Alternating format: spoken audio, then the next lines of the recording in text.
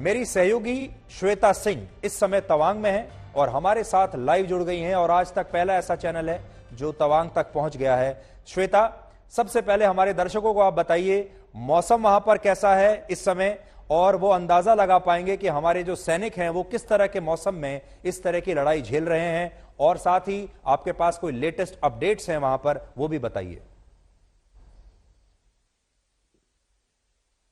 सुधीर, मौसम जो यहाँ पर है वो लगभग 0 तक पहुंचता हुआ नजर आता है, क्योंकि जिन इलाकों में हम लोग पहुंचते हैं वहां पर सिग्नल ऐसा नहीं होता है कि आप तापमान उस समय का उस समय देख लें। लेकिन जो झड़प और जो हमारी पोस्ट है वो तो थोड़ी सी और ऊंचाई के इलाकों में यहाँ से हो जाती है, यानी कि यहाँ से आगे बढ़ते हुए लगभग 17,000 प्लस फीट की ऊंचाई पर, जहां पर इस समय लगभग -20 तक तो तापमान पहुंच रहा है। अब ऐसे में समझिए कि हमारी उंगलियां जब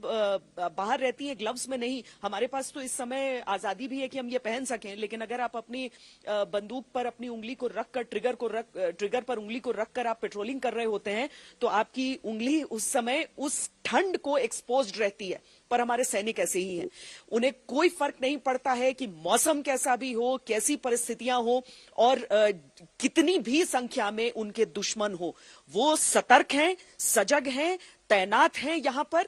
जितने सैनिकों से मेरी यहाँ पर बात हो पाई है अभी तक सुधीर, क्योंकि कैमरे पर आकर वो बात नहीं कर सकते हैं, जब भी इस तरह की कॉन्फ्लिक्ट की स्थिति होती है, टकराव की स्थिति होती है, अनुशासन सबसे पहले देखा जाता है। वो मीडिया में आकर इन चीजों के बारे में नहीं बात कर सकते हैं, लेकिन वो सब इस बात को लेकर बहुत उत्साहित हैं कि चीन को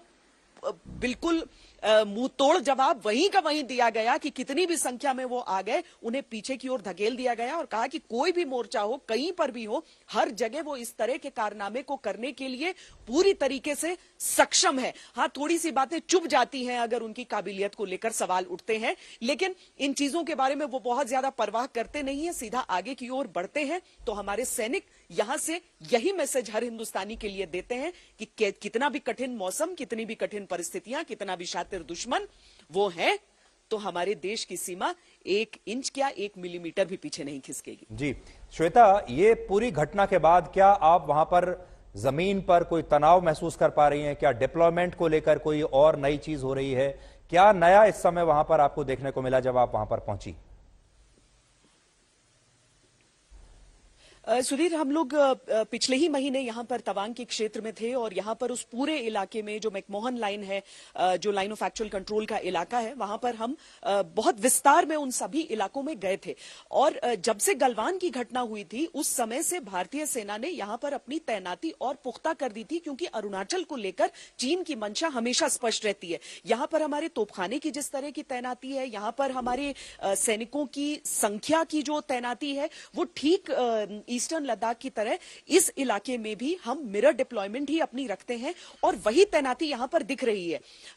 यहां जो 9 तारीख की घटना के बारे में भी जो बताया जाता है उसमें यही कहा जाता है कि चीनी सैनिकों की संख्या अधिक थी और हमारे सैनिकों की संख्या उतनी नहीं थी, लेकिन उसके बावजूद हम खदेड़ पाने में सक्षम रहे थे। लेकिन इसके बावजूद एक तो जो सड़कें भी बेहतर हो रही हैं पूरे इलाके की, पहले इस निर्माण पर जोर नहीं दिया जाता था, ये सोचकर कि अगर दुश्मन आया तो उसका आगे बढ़ने की रफ्तार रुकेगी, ये अजीबोगरीब सा लॉजिक था। लेकिन अब आगे तक उन सड़कों का निर्माण हो रहा है तो हमारा डिप्लॉयमेंट और तेजी से भी होता है, भारी भरकम जो हमारे इक्विपमेंट है वो पहुंच पाते हैं। तो वो तैनाती बिल्कुल एक स्तर दूसरा स्तर, मतलब लेवल बाय लेवल वो तैनाती गलवान के बाद से ही पूरी तरीके से यहां पर पुख्ता थी। और यही कारण है कि यहां पर जितनी भी गलत कोशिशें हुई हों उन सबको हम बीट बैक करने में सक्षम रहे हैं। तो मुझे तैनाती वैसी ही दिख रही है, लेवल ऑफ अलर्टनेस थोड़ा सा, मैं कहूंगी थोड़ा सा ज्यादा सतर्क। जी श्वेता, आपका बहुत बहुत धन्यवाद इस पूरी अपडेट के लिए। आप सबसे पहले तो अपना ध्यान रखिएगा